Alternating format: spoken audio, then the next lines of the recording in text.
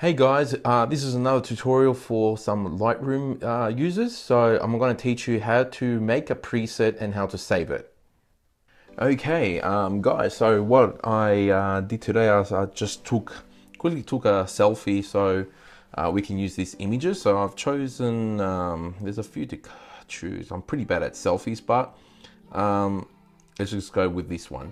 So the first thing that you need to do is obviously have in previous tutorials is to transfer over the files to your laptop and then open them, save them in the file and open them through Lightroom by adding it to the software. So once you've imported them and go into the develop mode, what I'll do is just edit them slightly. So I'll just play with these settings, the highlights. So the first thing you do is edit the images. Now, this is a pretty useful thing to do when you're doing a long sequence of images with the same settings, the same ISO or the same lights or similar. And so it just makes your the way that you workflow happen a little bit easier. So I'll just slightly do that. Now I'll show you sort of what I do. I'll sort of bring that down a little bit. I don't like that, I like that. And then I'll play with the tone curve. I'll add a little bit of a film look into it. Let me see, split toning. I don't usually go in split toning. I do, even though I had an ISO of 100 over here, it says there, I just, I'll smooth it out a little bit. Don't need to really, but I also do some lens correction just for the purpose of this tutorial. I'll use everything. And effects, a little bit of vignetting, perhaps maybe that's okay, just to show you some of the things available to you. I don't really add vignette to my images. It just really depends on the mood that you're trying to convey. So I'm pretty happy with that. So let's just make it a little bit warmer. And oops, I'll just play with that. So, all right, so I'm happy with how that is. So now if I'm using a sequence of images with the same setting of light, this can really help when editing. So there's two ways of copy pasting the same filter, you can sort of say, onto other images. So one way is by doing a copy and paste. So you just command C on the Mac. So you can see it brings up these copy settings. So the white balance, everything that you've sort of done on this side of the panel will be saved. So the noise reduction, the sharpening, tone curve, crop, just be careful with that. I don't usually tick that.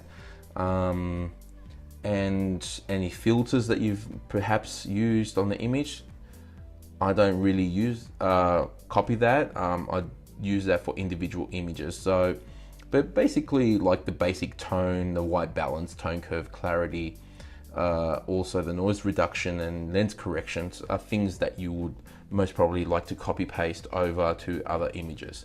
So then we proceed to do a copy and then click on the other image, and you can do Command V, and there you go. So these two images have the same filter, and then we'll continue to the next one and Command V on that one, sorry, again, and there you go. So you can see that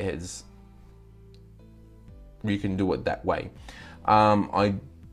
There's another way of doing this. You can also sync it. So in case if I go into this image and I press Shift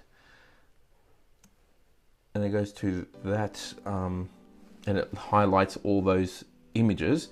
So what it will do is it will copy paste these three images down here from this filter that I've just made. So I'll just sync that, synchronize, and as you just saw there, now the other images have the same filter because I clicked on that one first. Okay, so if I wanted to save this preset, let's say I just really liked it and I want to use it on other images. So what you'll proceed to do is here where it says presets, is click on that plus sign.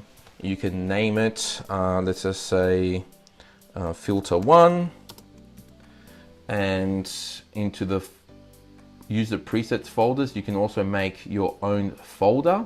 So you got user presets, weddings. I've made different folders here. Let's just go into user, which is, yeah, okay, well, I'll do that after. Into the user presets and create. And as you can see here, I have different filters that I've made over time, and there it is, filter 1. So if I want to go into a new image, and all I need to do is click on filter, and well, that was a bad example because that's overexposed, but let's just say I'll reverse this one. I'll just go to reset. So that's reset. So now I'll press filter and it'll go back to the filter that I had before.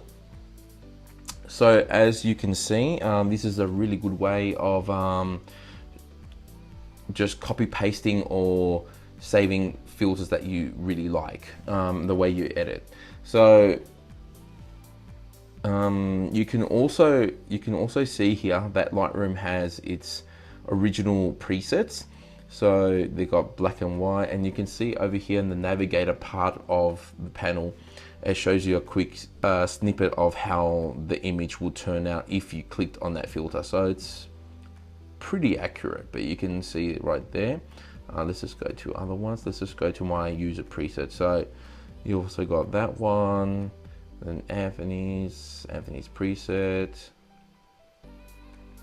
And I've done different things for those filters. Obviously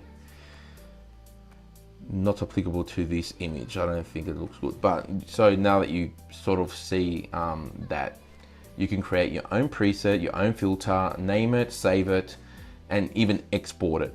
So if you wanted to export it, so all you have to do is, let's say you want to export it because you want to share it with a friend that has a similar, or you can sell it, or you just want to share it with a friend, then you just click on it and it will say export, and it will export it as a Lightroom folder, and that preset can be used anywhere. You can send it to friends if you want to share that filter. And also it gives you the option of renaming it and updating the current settings, so you can open it and update anything that any changes that you might want to make to that same filter, or delete it.